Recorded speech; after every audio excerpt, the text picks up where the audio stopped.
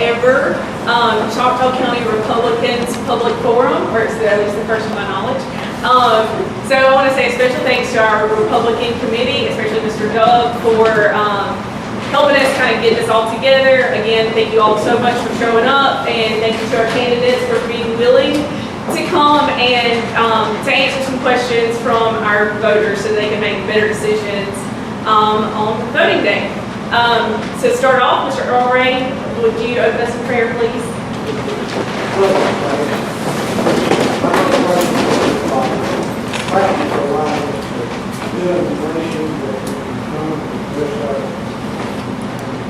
Fellowship with one another.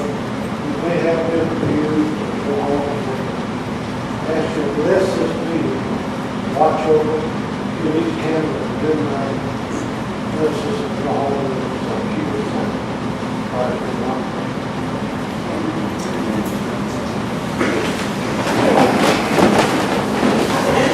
Okay. So the way that this came about, we just decided, or we really wanted to give our candidates a place to answer questions from the public, and that's exactly what we've done. All of the questions that you're going to hear tonight are questions from voters in the county. And so we really tried hard to take questions and make sure that they are tailored towards candidates, as you know, for people who are running for the office. So we want to make sure that all of our candidates know that all of these questions, none of them are directed at anyone. So we want to make sure we kind of get that out of the way. But everyone's going to have a chance to speak, so we'll have a question, and then we'll kind of alternate turns by who goes first answering that question. Our candidates have not heard our questions tonight. So we'll have Judge Mary Newton is going to be our MC, our host for the night. So I'll turn it over to him. All right, I want to thank everybody for coming here tonight. I thank the candidates for coming here tonight because this is important to Choctaw County. I mean, the things that are taking place and the candidates that we have running, it's important to know what their positions are and how they relate to us as people of Choctaw County. But first, I want to recognize Mr. Doug Ezell. Mr. Ezell has built the Republican Party into what it is today in Choctaw County. Before he became involved and worked so hard, we really didn't have any elected Republican candidates, and now most of the elected officials in Choctaw County are Republican. So let's give Mr. Doug a hand for the hard work that he's done for our party in Choctaw County. Mr. Doug, anything you want to say? thank you. All right. Keep going. That's right. And I want to thank Candace and Kelly for the hard work that they have put into this program, because they're the ones who've been behind the scenes and they're the ones who've been working to bring this together. They have gotten some questions, as she said, from voters in the county that we're going to ask, and then also give you an opportunity to ask some questions. Again, none of the questions that have been submitted that are going to be asked from the voters are to be personal attacks. They're all policy-related questions that affect the issues of Choctaw County.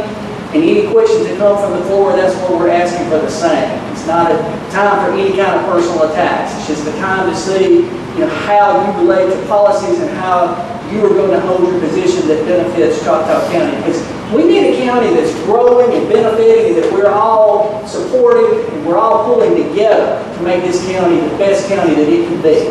That's what's important. So we're going to start with our two candidates for superintendent. The first thing we're going to do is let each of you come up here and say a little bit about yourselves, and once you do that, then I've got some questions for each of you. We're going to alternate who answers those questions first. So the first question Ms. James will answer first. The second question Ms. Adams will answer first. And that would be the fairest thing to do. Ms. James, we're going to start with you first and just give you a couple of minutes just to speak about yourself. I'm Jackie James, and I'm your current superintendent. I'm in my fourth year. We've made a lot of progress in the school since I've been superintendent. And, this year is the first year we made a B on our state report card, and that's a great thing. We had Southern Choctaw Elementary School made a B. They pulled their score up 15 points. Is that right? The teachers bought in to the plan, and they did amazing things. And all our schools are good, they all got a story. And I just do the best I can with it and advise and offer my help. Being out in the schools, we go to sports and everything else we can attend. And I'm very proud to be your superintendent at this time. And I'm glad y'all here tonight twice. Thank you, Ms. James. Mr. Adams? Hello, I'm Jeremy Adams. Been involved in the system 21 years, every facet you can imagine. Coach, teacher, assistant principal, district director, and back to principal. I've seen things going in a different direction than where I'm at now, so I'm Choctaw, and I told them, just put me back there, and we'll fix that, and we'll go in a different direction. That's where we are today. All right, thank you. And again, these are some questions that Kelly and Candace got from voters in the county that they submitted for us to ask the candidates for superintendent. So again, this first question, Ms. James, I'm going to let you answer first, and then we'll go to Mr. Adams. And so the first question we have is, what is your plan to serve students effectively with a lower number of teacher units based on the decreased enrollment?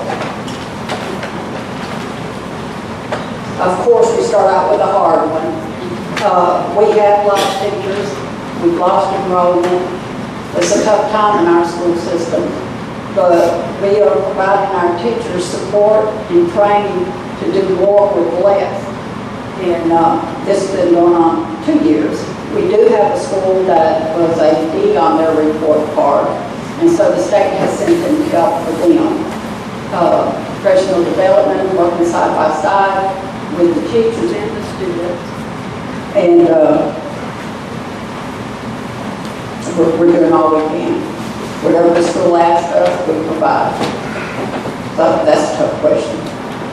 Less teachers are a huge problem. Mr. Adams, I think you have the letter. That's a huge problem. And the state won't send us anymore regardless of the fact that we're here. And, but we're having discussions on that, and maybe things we can put in place, get with all the principals, and I've got a couple of ideas, and hopefully we can change some things around as far as the teacher needs. Mr. Adams, I'll repeat the question for you. What is your plan to serve students effectively with a lower number of teacher units based on the decreased enrollment? All right, as James pointed out, Southern Choctaw we've lost a lot. I think 6 years ago we were around 270, 280, we were at 185 in the student population.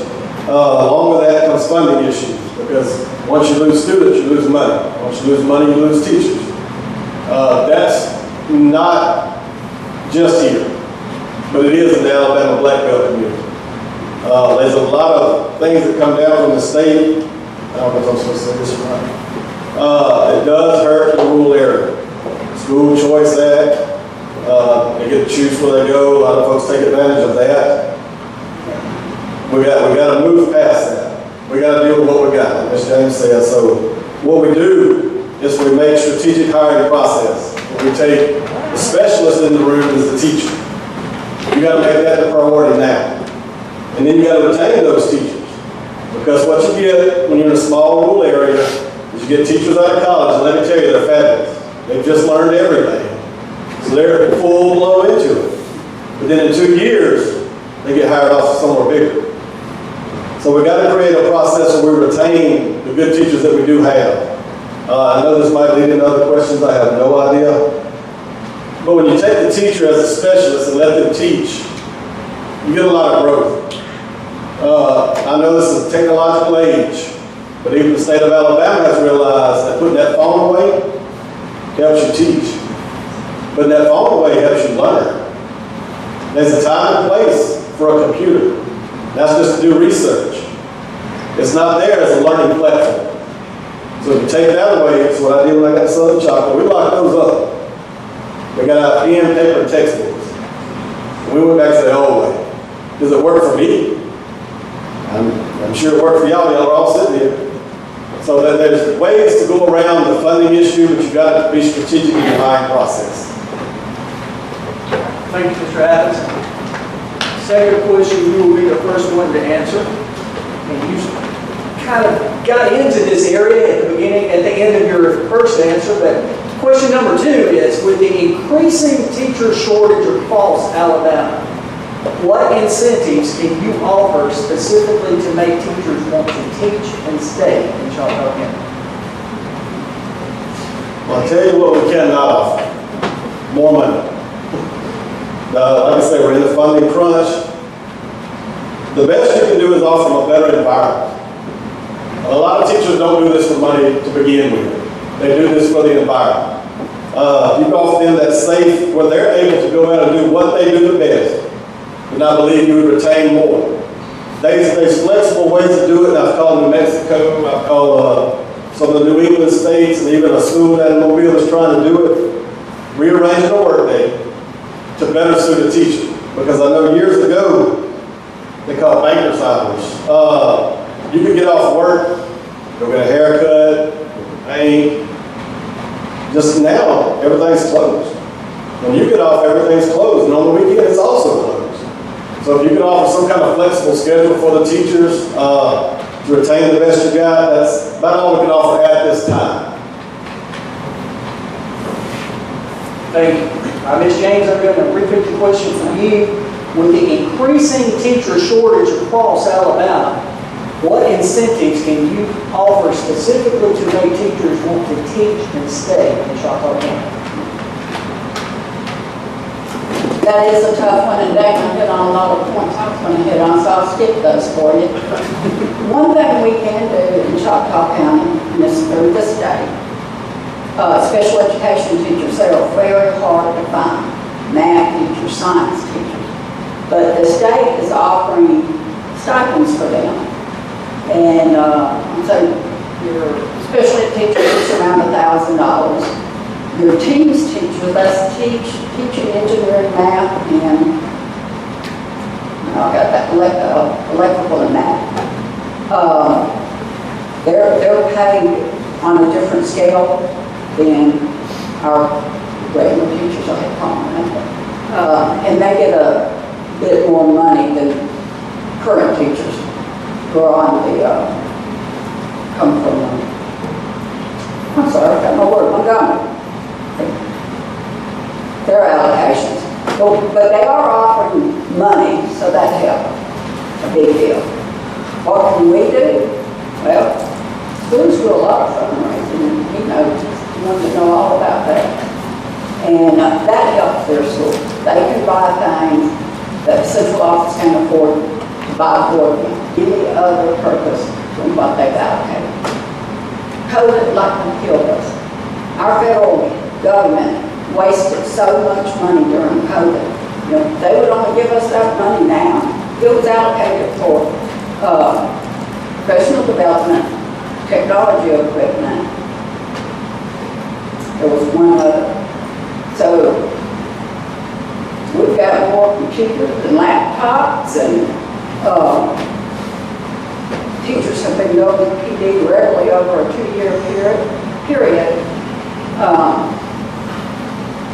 to catch back up. But it hurt our schools, it's hurt our students.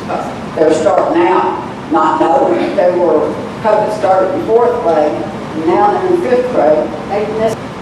So that's all I have to say on that. That's nothing wrong with a prayer for, and boosting our schools and supporting them and not tearing them down. Mr. Adams did mention shoes. Not only do they leave our school, they come off our enrollment, they take $7,000 per student with them. And that hurts. And I imagine as the time goes on, we're going to have more leaving. And now we're having to share some of our funding with the private schools because that's the federal mandate. So that's taken away some of our money. Which every parent, it's their decision where to send their child to school, period. They have total hold over their student, their children and their education. board. Thank you, Ms. James. As we've been discussing, there's been a decline in enrollment, which has resulted in the loss of teacher units within our county, and that's happening on an annual basis. That's not a one-time thing, that's happening yearly. And our next question is related to that. And Ms. James will let you answer this one first. Again, schools in Choctaw County have been losing teacher units annually. What is your plan for central office staff? Well, as far as central office staff, since I've been there, we had nine central office staff on.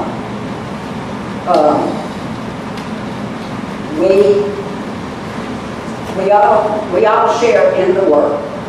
So special ed teacher or special ed coordinator, that's her job. But now she's had to jump in and do elementary curriculum. We have in the finance office 3 people, down from 4, and that's a big cut. Anytime we can lose to attrition without having to lay them off or let them go, that's our plan. That's how we're going to keep working on it. Get more central office staff at a lower number. And they're not going to want that when they're here. All right, thank you, Ms. James. Again, Mr. Adams, the question is, schools in Choctaw County have been losing teacher units almost annually. What is your plan for central office staff?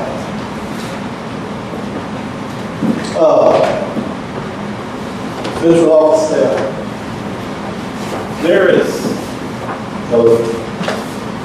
There's quite a few in central office, we understand that, but I can stand here and lie to you, make promises that I know I can't keep about, well, we'll take them down to 5 and walk away and you'll be happy and you won't know I'm lying, but you don't know what you can do when you get in there. I mean, these funds come earmarked. So therefore, you might have 15 there. And you might have to keep 15 because they're already earmarked. That's the funds from the state that's going to be earmarked for that position. What you can do is redistribute some power. Because none of the schools have assistant principals. It's just one individual right there by themselves all day long. Right, Mr. Holyfield? But you can take maybe some of that funding, as long as you're doing what that funding states, you can do part-time somewhere else and help a little bit. Like I say, I can sit here and lie and tell you that could happen first day. I don't know that. And I won't know that until you see where the funding comes from and where it's allocated to. So the plan for central office is still a question mark. You've got to get in there, you've got to dig out and find out exactly where it's at. All right, we have one final question for our superintendent candidates. Mr. Adams, we'll let you answer this one first. What is your plan to seek funding for extracurricular activities and music programs? Funding for extracurricular and music programs. Okay, that's an often misunderstood, I guess, question about music programs and alternate funding. We have a certain amount of allocated units. You have to teach your core classes in high school. Therefore, I think I went down from 11 to 8. I went down from 11 teachers last year. This upcoming year, I'll have 8 positions. 8. And some of those have to be math, science, history, and language, right? If you've got 2 classes of those, that's 2, 4, 6, 8. Yep. Your PE department has to come out of that. Your special education has to come out of that. So when we downsize from, I know the question's about band. We downsized from the band because that was the extra unit we could not pay for. There was no way. There was no allocated unit, no Title I money for that. Title I money, you got to be a full-time employee teaching a core subject. So there was no extra funding. Now, alternate funding sources, they might be out there. The state will not tell you that. They will not bring it to you as a grant and say, here you go, try that. You've got to go out and look. You've got to talk to people in Montgomery, as hard as that really is, and find somewhere, because we need the arts. I promise you that, we need the arts. We have a English teacher we hired in from Coleman County, not Coleman County, Walker County. She came in one day and asked me a question, what about a VA? I said, sure, if you want to pick it up and run with it, let's go. That'll give us something to do besides your sports and your beta club and your FCAs. And she's been great. We put on a play at the Silas Auditorium in the fall. It was unreal. You would not believe the students that participated in that and how good they really were. And that's their outlet for that. And that's the only one we have. We got a play coming up in 2 weeks. We're putting on Moana Jr. at the Silas Auditorium. You ought to come see. It'll fascinate you. It's unreal to see what talent is hidden here in rural Choctaw County. The funding sources, they might be out there, but you got to dig to find them, and we'll do our best to find them. But they're not just jumping out at you to help, I promise. All right, Ms. James, I'll repeat the question again. What is your plan to seek funding for extracurricular activities and music programs?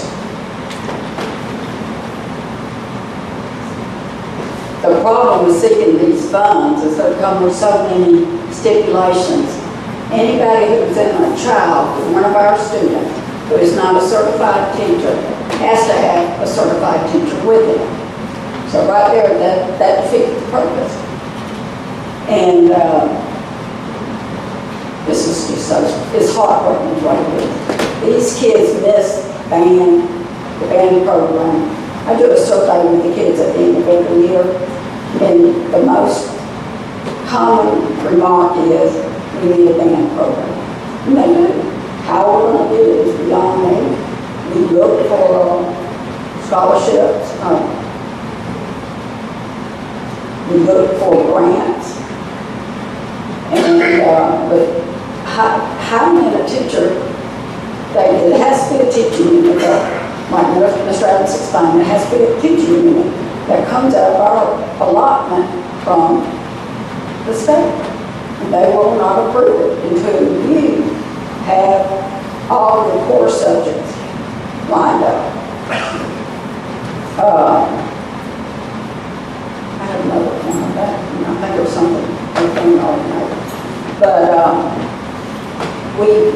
we are doing, every school is supposed to be having a club. I know Choctaw County High has they have a math club. They just now this year started a math, like the beta clubs, I can't pronounce the name of it. And they have several kids involved in that, and they love it. They have a chess club, they have a checkers club. I think they have the course. I know all the schools have a course, and if you've ever seen them, they are fantastic. Trying to do more with less, and that's all we can do. We can keep searching, and maybe we'll find something. I hope we do this for the sake of our kids, because they deserve it. All right, thank you, Ms. James. We've covered a lot of material with our superintendent candidates. We've heard a lot of information. This time we're going to take just a few minutes to see if there are any questions from anyone in the audience. I have one question. Are they for one school or two schools in the county? Are they proposing one and just having one school or having two schools in the county? Right? James? Thank you, Doug, for bringing that up, because it was on my topic. The worst thing we can do in this county right now is consolidate a school. 250 is the magic number in the state. 250 will get you a principal and a secretary and a part-time counselor. Okay, then you go to 500, they'll start giving you an assistant principal, and I think the counselor moves to full-time. But if we consolidate it now, both schools, just say both north and the south end, neither has the student number to be 500 students, which would bring in more money. So then, you're gonna have to, if you do that, and you're gonna keep the same units, we're gonna have to start letting people go. Because you have the cafeteria ladies. That would put, I think, 8 in each cafeteria. Well, that wouldn't be allowed now. You put an assistant principal full-time. Teachers, you got K-12 teachers, K-6, and then you have 7 through 12, and the numbers are not good. I have talked to the state about this several times. His name's Ethan Taylor. If you want to know anything about education, call that man. And he has told me, because I have to consider consolidation, he has told me that is the worst thing we could do, just keep hanging on. Because we have buildings then that would be empty. We still have electricity, water, maintenance, upkeep. You can't leave a building sitting empty that doesn't go down. We all know that. So, my opinion, there will be no consolidation at this time. Mr. Adams?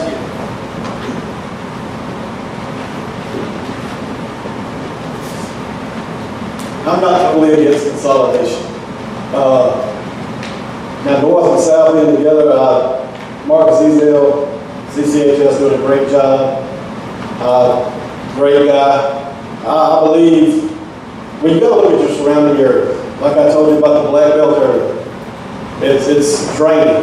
All the fundings are drained from the Black Belt region. In every school that we participate in the AHSA with, in our classifications, K-12.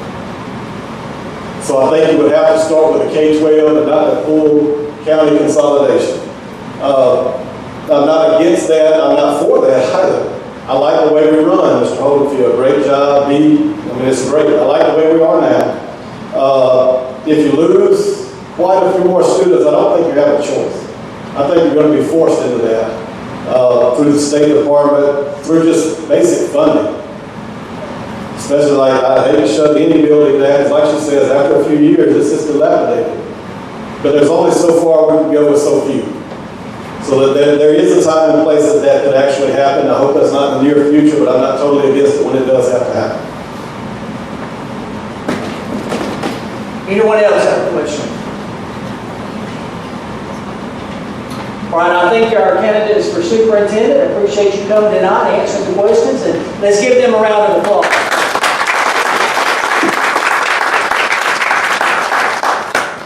All right, if our commission candidates would come forward.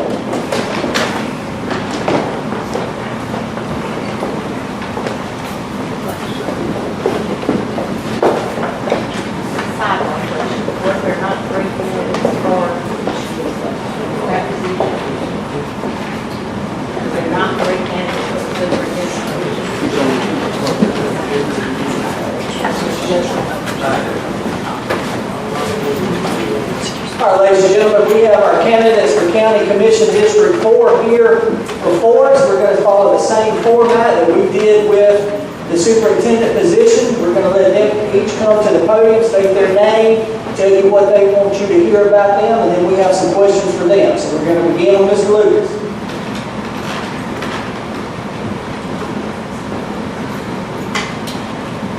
Thank you all for all being here. My name is Marlon Lucas. Live in District 4, around the Wanna-Kill area. I've lived here most of my life and worked in this area. That's about it. I'm a member of the Women Methodist Church. That's about it. The rest of it is I'm just running for Commissioner District 4. The reason I am, I love this county. I want to see it do well, and I would love to see us be as financially, physically as we can. And that's one of the reasons I'm running. Anyway, thank you.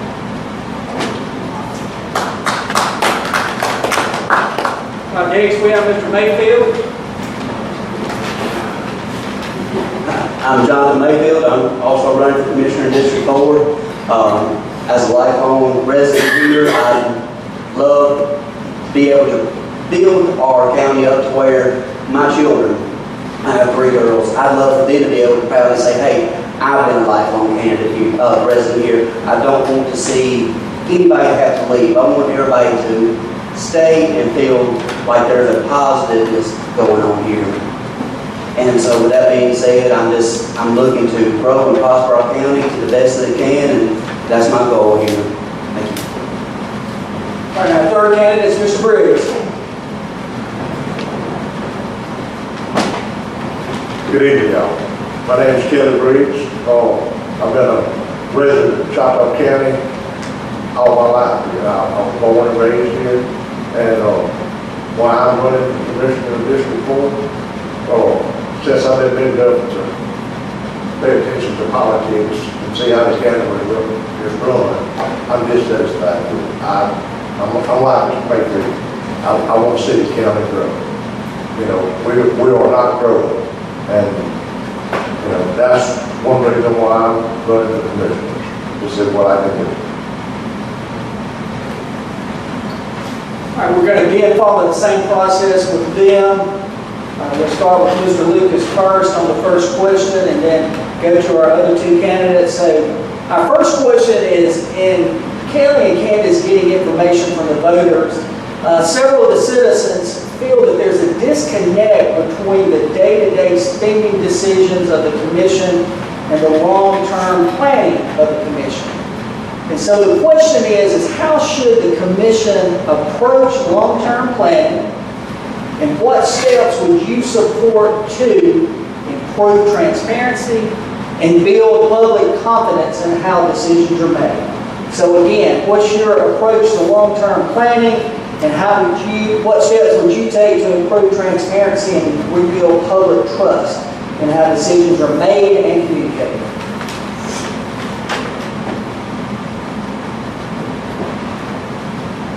Well, the only way to do that is for the light of day to shine on it. That's the first thing.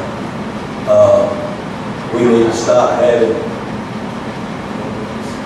kind of private meetings before the actual commission's meeting goes on. That's one thing. And we also, as far as long-term planning for stuff like that, finance or whatever. I think we have 2 perfect examples of what we ought not to do. This went on in the last couple of 3 years. We have a jail site out here at West Buck that I still have not understood that. We have things like problems with our garbage, and I haven't understood that either. Don't seem like we get service like we ought to on that. And, other than just being transparent, like I said, at the meetings and things that people should know, talk to your constituents, what I'd like to do, and be open like that. And I have to give credit to our little paper we have here in the county. They're pretty good about reporting and on our commission, and I see that continue. Anyway, thank you, John.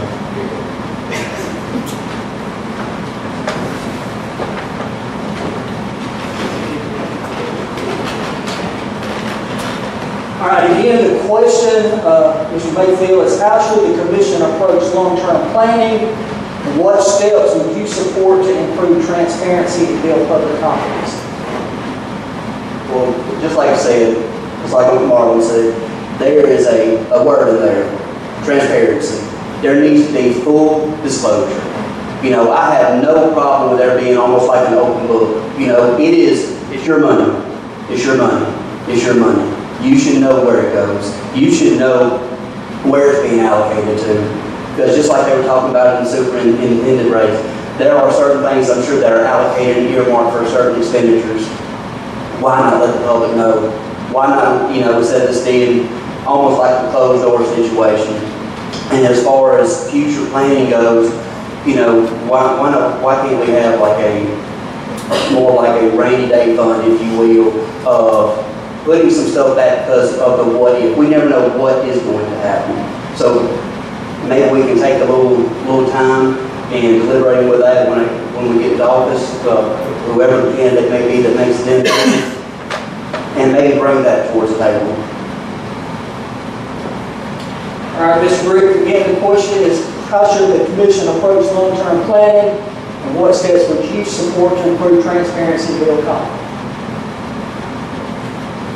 For building confidence in our citizens, and make sure our money's spent wisely. Make sure it's put to good use, not wasted. I've been in this county, I'm 47 years old. Like I said, since I've been big enough to keep up with politics and stuff, this county has wasted money. As far as being a citizen, I'm tired of it. I would like to see us grow. This county, other counties around us growing every day. I would like to see that. And long term, someone is allocated to certain things. You would just have to. I can't answer that truthfully. I would have to get in the office and look at what's allocated and see what we can do. We all got to work together. All right, our second question relates to economic development. We've had discussions from our candidates for superintendent, talk about the loss of students and the loss of things within the county and how it's affected our schools. And we all know that the loss of businesses and industry in our county has an effect on the entire county, schools, young people coming back here. When they go to college and they marry someone that's not from here, how do we get them to come back with that spouse that's not from here? So economic development is a very important issue that our voters have. And that, when you talk about economic development, we're talking about how do we strengthen the businesses that we already have and also recruit new businesses. And along with that comes infrastructure. How are we going to get the roads, the utilities, and the other things that these businesses need to come here? So the second question we have is, what is your position or strategies you feel the commission should place on recruiting new businesses, strengthening existing businesses, and how would you prioritize infrastructure to support new businesses or the existing businesses? So again, the question relates to recruiting and strengthening our current businesses as well as infrastructure needs. So Mr. Mayfield?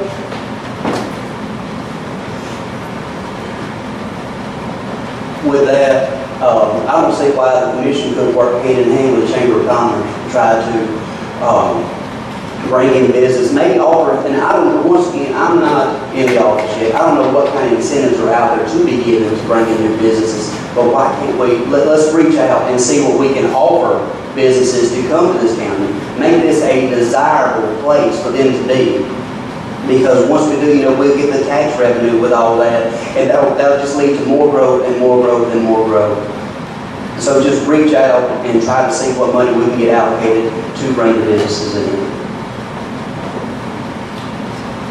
All right, Mr. Briggs, again, the question relates to what focus should be placed on new businesses, existing businesses, and economic development for infrastructure.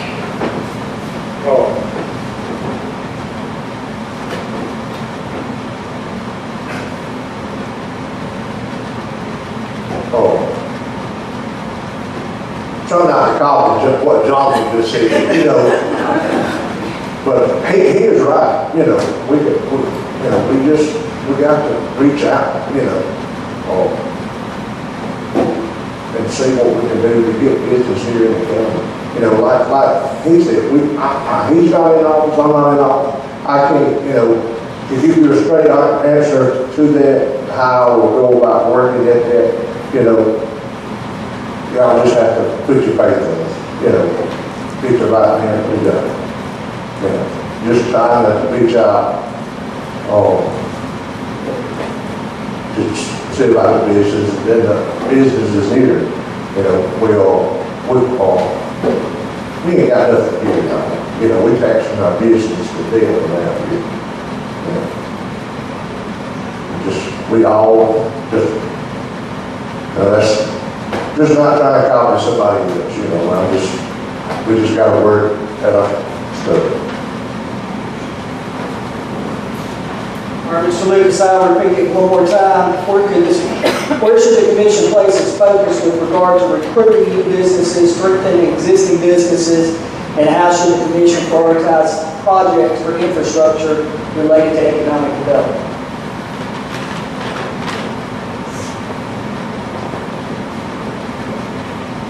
Well, as far as trying to get new businesses or you know, new manufacturing facilities here or whatever, I can attest to the Chamber of Commerce and Commissioner.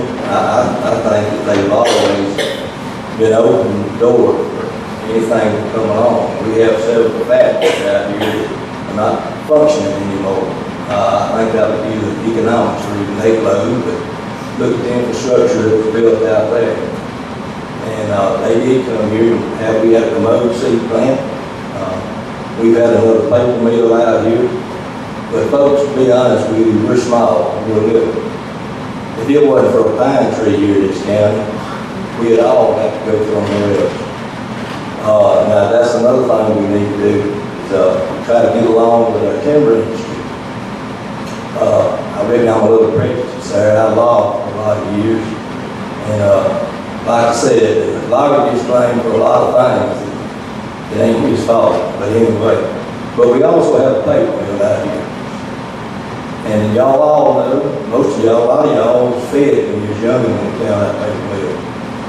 And, or either through the timber industry in some way.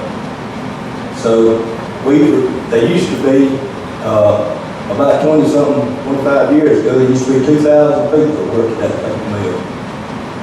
There's about 900 out there now. So now, I'll be honest with you, other than just trying to catch one coming through at Hogan's Neck as far as an entrepreneur or somebody that wants to build a plant here, I don't know how you can be more distracted as far as this county goes. But one of the things is just like what the school is experiencing. You're losing people. And it seems like that the industry we do have here, which is the timber industry, the paper mill industry, if you listen to the folks out in the county now, we're pretty detrimental for it. We ought to try to be as good to it as we can. Because, you know, these paper mills closing all over the southeast. We don't want that to happen here. But anyway, and as far as infrastructure, I guarantee you, if I'm elected commissioner, if we have an industry that suddenly shows up and they need anything as far as like road work, get into their plant, we still have a couple of industrial parks here in the county. I'll be more than happy to try to allure them here. And I will even try to put a chain on the foot if I can. But anyway, I'm all for that. Anybody else would be. But another little thing we do have here, it's not, I don't think there's been money put into it, nor publicized. We have a Tom Big River. And we got a couple of pretty good landings. We need to advertise that.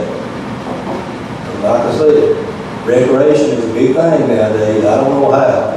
I never did have money to recreate like all these people talk about. But they claim it's even driving land prices here now. So anyway, but that is my answer to that. Thank y'all. All right, our third question that we have is obviously tonight, a lot of the discussions have been about financial issues and budgetary issues and money issues that we're having and how it's affecting our county. So, this is a two-part question here, Mr. Briggs. We'll start with you on this question. is, do you believe that taxpayers should expect a change in how the county manages its current budget? And if so, what would those changes be in your opinion? So, what changes would you see to be made in the current budget? And secondly, under what circumstances, if any, would you support a tax increase?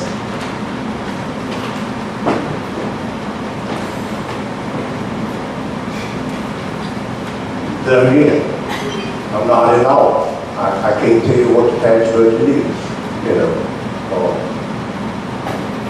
If I stand here, I'll be trying to lie to y'all, you know. As far as on the increase, I'm not looking to increase no taxes if I do become commissioner, you know, but as far as the budget, you know, me trying to stand here and tell you we're gonna budget this, budget that, I can't. You know, I can't tell you nothing about that because I'm not in office to say what we get out of our money get brought into the county, how much, you know, tax-wise. You know, what gets brought in, it needs to be spent wisely, spent in the right place. You know, that's the way I look. All right, Mr. Lucas, again, the question relates to what changes would you make in the current county budget and under what circumstances, if any, would you support a tax increase?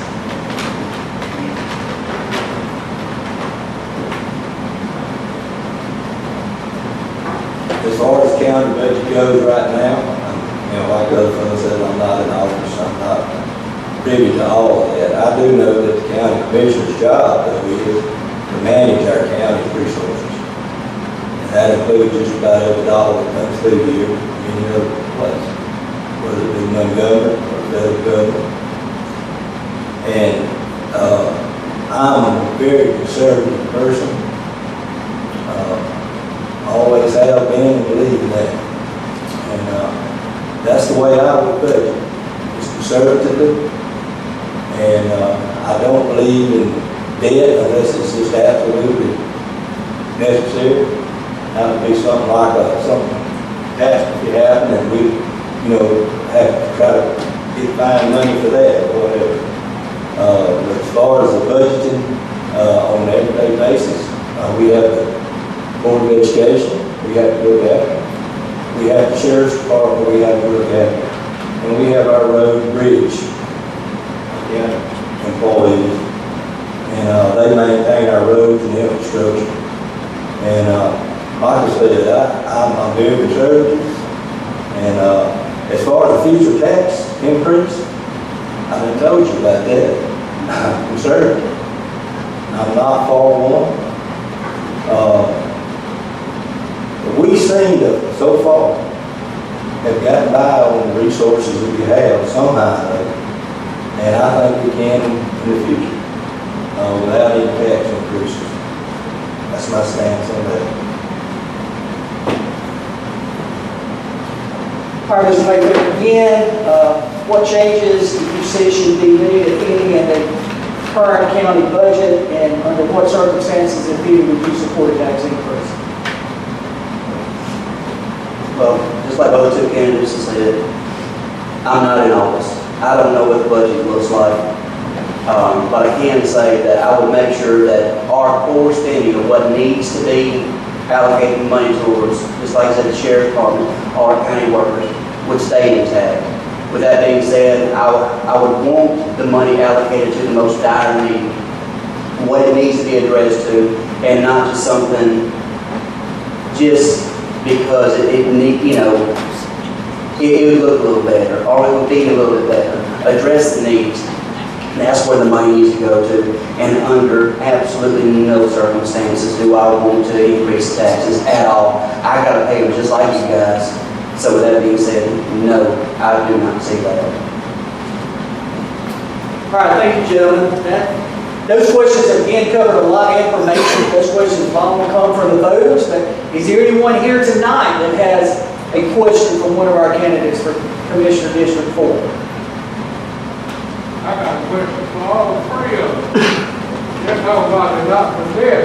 But they realize that when they go in office, county is gonna be $15 million in debt today. Do they realize that? Don't they think they got to get some more money from somewhere? All right, gentlemen, do either one of you, or all three of you like to answer that question? We'll start, Mr. Lucas, we'll start with you, and just go down the line. Mr. Doug, I hate the $15 million in debt. And I'm gonna tell you what, that jail over there is gonna be a sore subject hanging around our neck for a lot of years. I didn't have anything to do with it. I guarantee you, had I been in a commissioner situation, when the grand jury returns this verdict on what buildings need working on and such as that, I'd have saw that the jail was maintained. There ain't a building in this county or anywhere else that can't be fixed. Look at the courthouse right here. That jail was built in the early 60s. And all it needed was maintaining. And if some of our folks here in this grand county, got some of the state people involved in it, and then all of a sudden got convenient. And that has brought us to the point we are here today. But no, I don't know how we're gonna pay for it. Best we can, I guess. But evidently it's financed. So I reckon they thought they could pay for it somehow or another. And we'll just have to shoulder that responsibility. Just like they are now. And I don't really have a good answer for it, except it's gonna be tough. But anyway, thank you. Mr. Mayfield?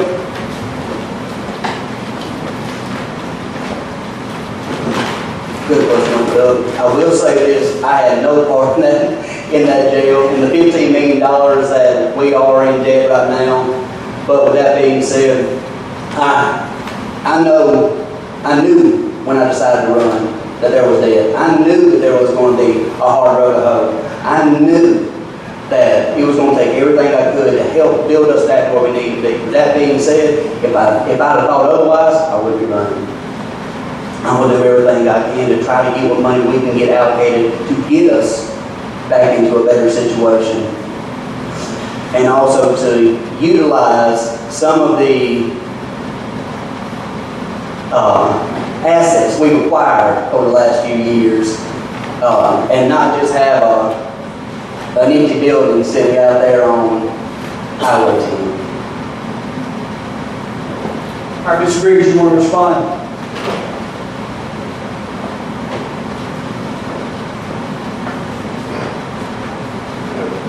Being $15 million in debt, like Jonathan said, I know the county was in debt, but if elected, just try to reach out and find money. I know the other commissioners said they have, you just taking their word, I ain't saying they're not, but we gotta get ourselves out of debt, but it's gonna be a long time before we do. So, my children, when they grow up, they gonna be, it's gonna be in debt, with the county. Now, but we just gotta try to work our way out of it, somehow. I can't, give you a straight answer because I'm not in office to see what I need to do.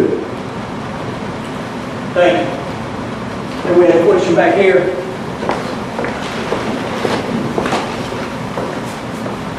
Like all three of you candidates have said, you don't want to have a tax increase. But with the lack of infrastructure, and the new business came in, and we needed more money to provide the infrastructure to get it business, would you support that?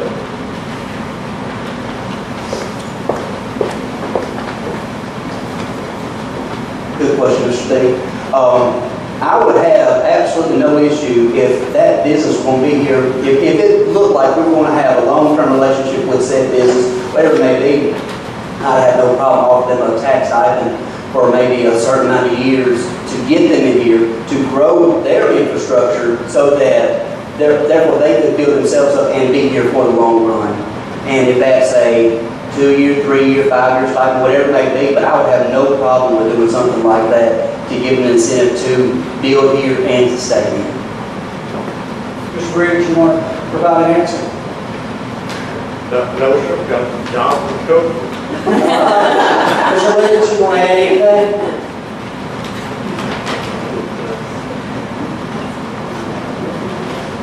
Unfortunately, can't never say never about what may come around.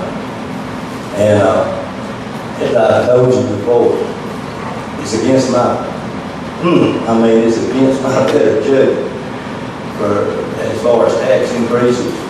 We've already had several down through the years. Some for our school, some for other things, and like I said, I'm not bringing new taxes. You just have to step along with what we got. But as I said, I'm not against improvement, if we can call it that. But I'm not for, I would be for something that we allocate the tax increase for a certain thing, more so than I would be just tax increase. That would be my point to you there. All right, we have time for maybe one more question. Go ahead. How do you feel about the pay-as-you-go that they're trying to get on the ballot for the fall? Anybody want to answer that? I read the article in the paper that they wrote about it, and I'm going to jump and say that I'm sure it's correct, and all the facets of it, and I'm not big on it. So anyway, And what's your answer to get the road? get the roads built. Well, ma'am, already we see our own county every now and then we get 3 or 4 miles paved. And we're doing that under our budget restrictions and everything like that. We also get quite a bit of money from the state, federal government for it. I think we're hopping along pretty good. And I know that everybody would like the roads fixed tomorrow. But unfortunately, just like I said, we don't even have the paper mill employees we used to have. That's hurt our tax base, but anyway, I'm really not for the pay-as-you-go. Anyway. Mayfield, Mr. Briggs, either one of you want to speak to that issue?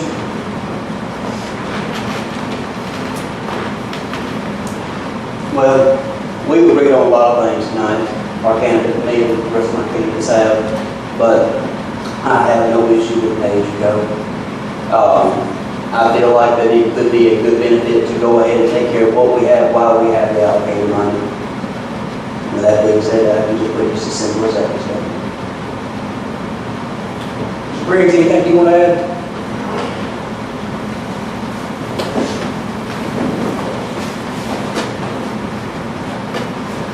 I don't have a problem with pay-as-you-go. But before we do that, I would like to look at other things, because it's not right for certain ones in the county to be paid for paying the roads, as a lot of folks in the county do not, pay taxes on land like that, But I would like to look at other stuff, before.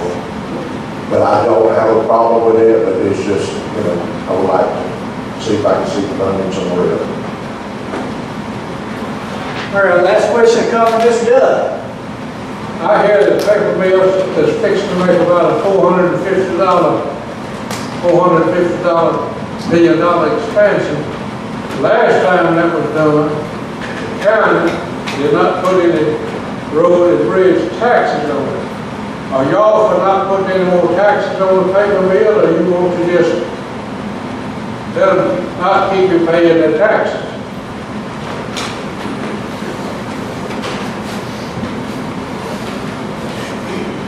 No,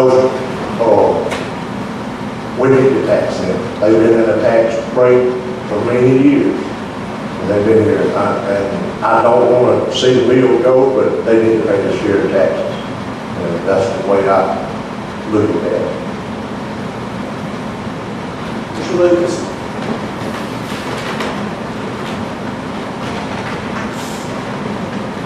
Well, there we go back to our industry. You know, I hope the mill does put in that, new expansion. It would be nice. Hopefully it'll hire some more folks besides those AI robots. But anyway, as far as taxing the mill, it's like he said, that there's been several times that we have just let them slide about a lot of things. And I know they're pretty good about coming down to the school and bringing a $500 check. They think they're doing good. But I wouldn't have a problem if I get elected or whatever to reinvestigate the whole tax structure that we offer the middle of this county. And that's a fact. Mr. Mayfield? And it looks like we make it 3 for 3. I would love to get some tax money out of that. I don't see how we could get by with them, what's up with a $432 million expansion and us not see a dime off that. No. A stipend at best, but there needs to be some money out from them. But I mean, they've skated by far too long without giving us the tax money that we need and we deserve. All right, let's thank our candidates for Commission District 4. So, before I turn it back over to Kelly, I want to thank the Choctaw Sun for tonight's online broadcasting. I've had a lot of requests of how can they see this tonight if they could not come, so I've given them that information. So we need to all recognize there are a lot out here in the county that was interested in tonight's program, but they are listening online. So I thank them for making that available to our citizens. So there's been a lot of interest. I want to thank Matt Stevens and Austin you for being here tonight. They provided courthouse security. They're working late just to make sure that nobody came in the courthouse that did not need to be in here after hours. So we want to thank them for being here. And again, I thank Mr. Ezell because without the hard work that he's put in for this party in Choctaw County through these years, we wouldn't be here tonight. We wouldn't be having this program. And last of all, I got these two ladies here who have worked really hard. So we need to thank Kelly and Candace for their hard work as they worked to put this together, got questions together. So without them, this would also not have been possible tonight. And I thank them for asking me to be here. I thank you all for allowing me to moderate this tonight. We need more of these things for our county. We need more activity that our county sees what is going on. Yes, ma'am. I would like to just make a statement. I was listening to all of this, and there are 3 of us right here that are here almost the first Tuesday. We need more participation in the commissioners' meetings. Because if you don't come, you don't read the paper, or if you're not for citizens on site or get on that, you don't know what's going on. And I hear, like you do, everybody talking, but come and support your commissioners, listen to them. You can't say anything unless you sign up for public comment, but you know what's going on every Tuesday. And that makes you more informed, it helps you to make better decisions, it helps you to know what's going on in county government. And thank you for saying that, because that's something we all need to do. And you can just about count on your hand how many is here besides the commissioners and Jody, and that's about it. And we need more events like this to bring the county together, to bring ideas together, that we all hear from, we all learn from each other, because we're all stronger if we're working together. We're all listening to each other and making ideas that we can all discuss and come to the best conclusion. That's what makes us stronger, and that's what we need in Choctaw County. We need that strength that we can have from ourselves and from each other. And again, thank you all for being here tonight. Thank you for letting me be part of this. Okay, we have 2 candidates here for representative tonight as well. Mr. Knapp and Ms. Campbell are both here. We're going to give them just an opportunity to make a short statement about their running for their positions. So, we'll hear from Mr. Knapp first.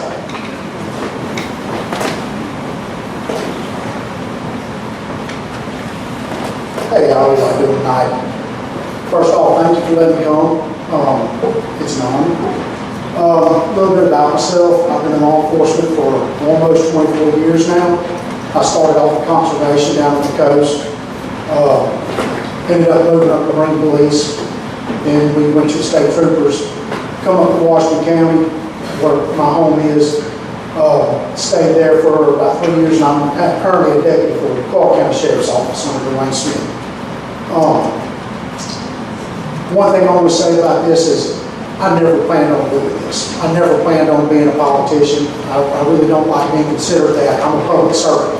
I've been a public servant for almost 24 years. Your voice is what I present in Montgomery.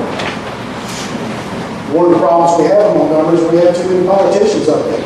We need someone who's going to stand up for our values. We need someone who's going to stand up to the way the current world is turning. We're getting more liberal, and especially in other states. We want to keep that conservative in Alabama. I promise you I'll do that. The other thing I think that we need, and especially in our district, is exactly what you said. We need more attention to what's going on. We need to be held accountable. If something's coming up in Montgomery, you should be asking me. My community should be asking me. And we need to be held accountable for it. I want you to hold me accountable. If I do something that you don't approve of, let me know. If I can't sit there and look at you in the face and I can't explain to you why I did it, then everyone should know that I was in the wrong. So that's what I want to bring to District 65. Because I've always been just a voice, but nobody's ever heard me in Montgomery. But I was inspired by a friend of mine who's also a state rep, and I never realized how big of an impact that it brings on our community. He stands up for the common people, and he has done great things, and I want to do that too. Whenever I get done with my term, because I don't want to be a lifetime politician. I don't believe in it. I'm doing this because I see a need, and if I'm elected, I'm going to bring that to this district. Okay. But I sure appreciate the talk, and it was a pleasure meeting all y'all. Okay. Thank you. Ms. Campbell?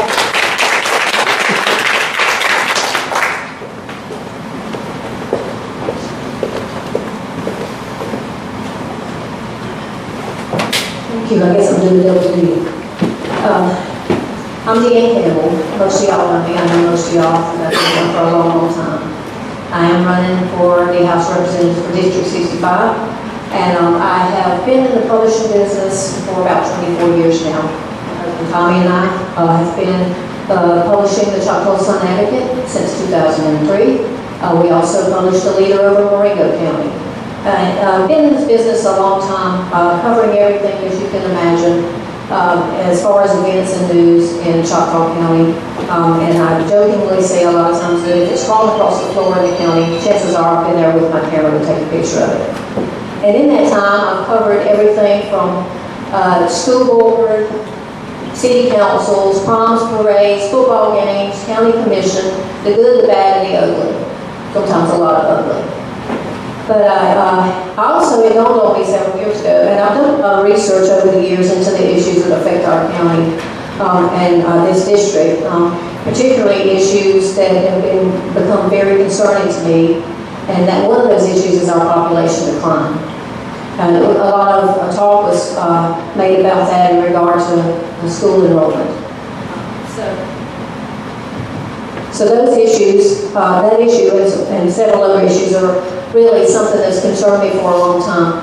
So I, several years ago, decided that it was not enough just to write about the issues that I felt concerned about and to try to tell the public what those issues are, but it was time to step up to the plate and try to do something to try to address those issues. So I got involved in a wide range of community service projects, councils, programs over the years. The United Way of South Alabama, the Choctaw County Arts Council, the former 911 Board of Directors, I served on that for a while. I also been involved in a long list of workforce and economic development projects in the area.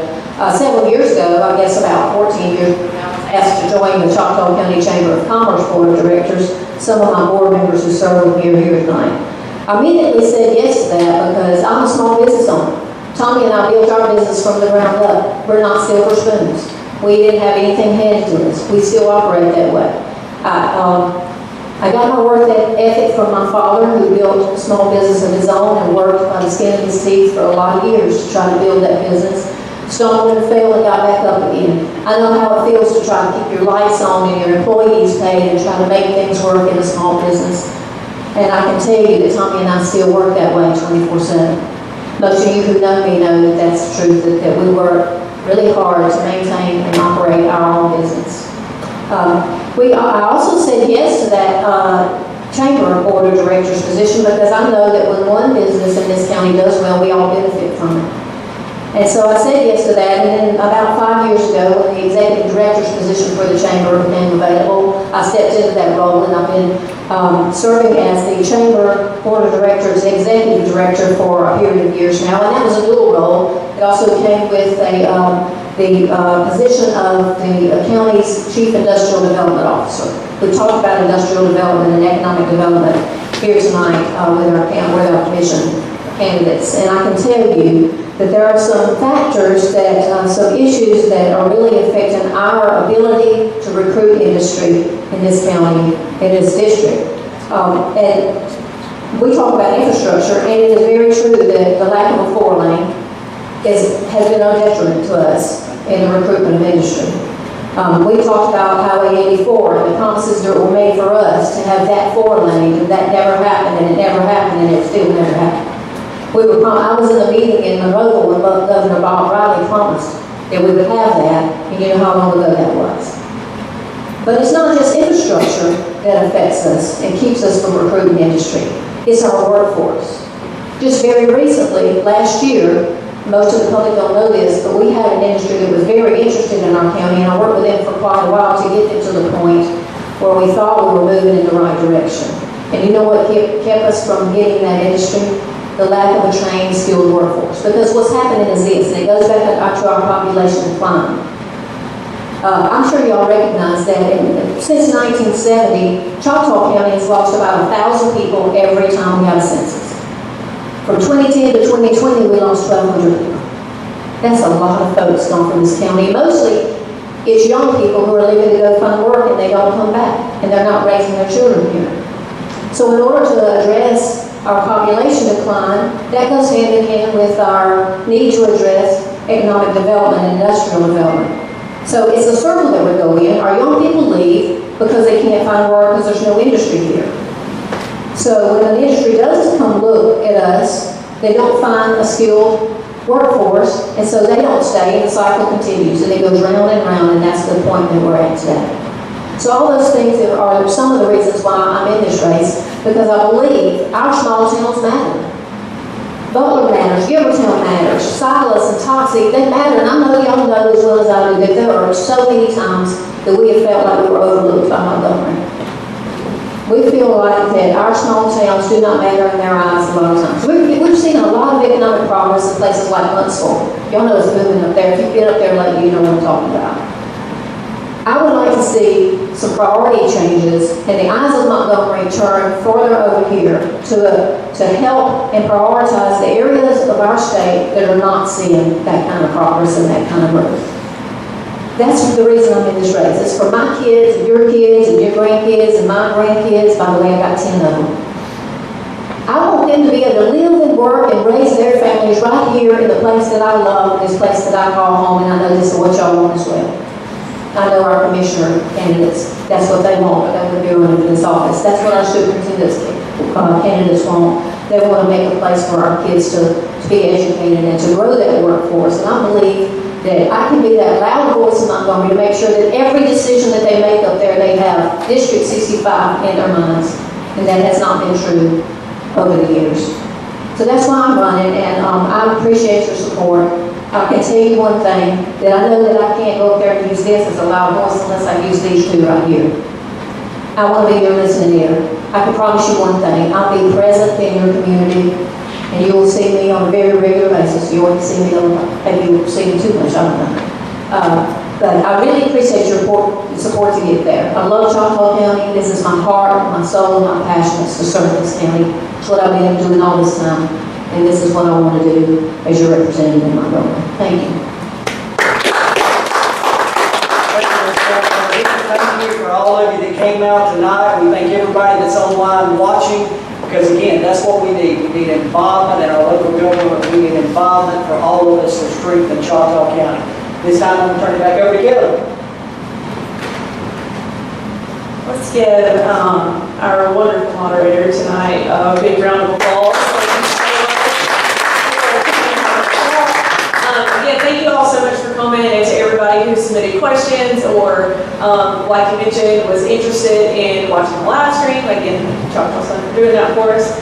We really appreciate it. And again, we just wanted to find some more ways to get everybody involved and let our candidates know, some of those tough questions that people really want to know answers to, and give them a place to speak for themselves and not, just by